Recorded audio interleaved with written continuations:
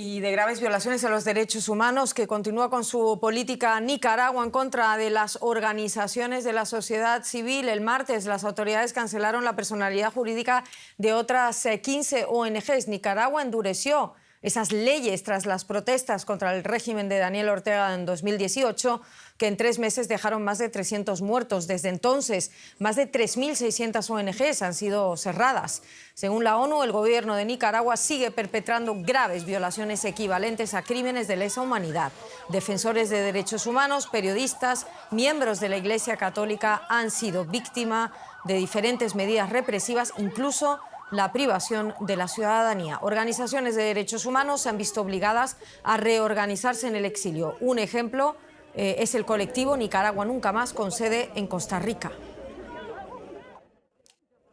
Y una de las fundadoras de ese colectivo la tenemos con nosotros, Wendy Flores, se encuentra en Alemania, es abogada. Muchísimas gracias por estar con nosotros, Wendy. Gracias por la oportunidad de compartir. Acércame en primer lugar, para que lo podamos entender todos, el trabajo del colectivo de Nicaragua Nunca Más. Bueno, surge en 2019 como consecuencia de la represión en nuestro país para documentar las violaciones de derechos humanos que se siguen cometiendo en Nicaragua y las que llegan como consecuencia del desplazamiento forzado a Costa Rica y otros países. De esta manera hemos documentado un poco más de 1.300 denuncias desde Costa Rica y al menos unas 200 han denunciado que han sido víctimas de tortura durante la privación arbitraria de la libertad, tanto ellos o ellas como sus familiares. Testimonios importantísimos. A ver, el grupo de expertos de la ONU insta a la comunidad internacional a tomar medidas inmediatas, ampliando las sanciones contra personas e instituciones nicaragüenses. ¿Tú crees que puede servir esto para influir en las autoridades nicaragüenses? ¿Ha habido sanciones? ¿Se han ampliado? ¿No ha pasado nada? Bueno, uno de los resultados como más fuertes que podemos identificar quizás es en febrero del año pasado, cuando finalmente salieron los 222 presos políticos que fueron desterrados a Estados Unidos. Lamentablemente, tras una positiva, digamos, acción de liberación o dejarlo fuera de un régimen carcelario que les imponía también tortura, fueron desnacionalizados, junto con otros 94 activistas y defensores.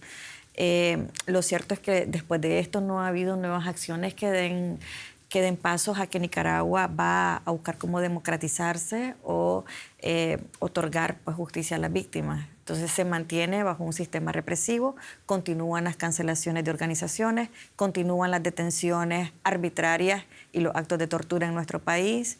Continúa el cierre total del espacio cívico, que ha implicado este cierre de más de 3.600 organizaciones que brindaban apoyo a diferentes sectores de la sociedad en materia de salud, en materia de prevención de la violencia contra las mujeres, de identificación de casos de violaciones de derechos humanos, como la labor que desarrollaba el CENID, a la organización a la cual trabajé o pertenecí por 16 años, hasta su cierre en 2018.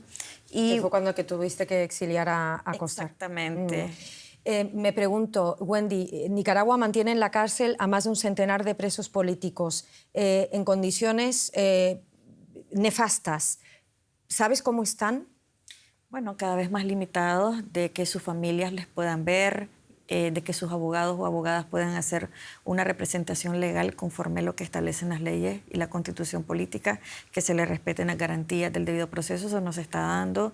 En los centros penitenciarios están siendo sometidos a actos de agresiones. Les han colocado en algunas ocasiones perros en las afueras de las celdas y están siendo amenazados de que dejarán entrar, por ejemplo, a los perros que normalmente están en una posición de ataque o asusados por las autoridades para amedrentar y causar un terror dentro de la prisión. Son como diferentes formas de tortura las que se dan, incluyendo siempre las sensoriales y las que tienen que ver con agresiones físicas, por supuesto. Estás en Alemania porque fuiste invitada por el Instituto Alemán de Derechos Humanos y por la ONG Brot für die Welt, que ha reconocido tu labor en ese colectivo y el de muchos otros también. ¿Está haciendo lo suficiente países como Alemania, países como Europa, la comunidad internacional? ¿Se sienten ustedes vistos y visibilizados hacia afuera con lo que sigue pasando en Nicaragua?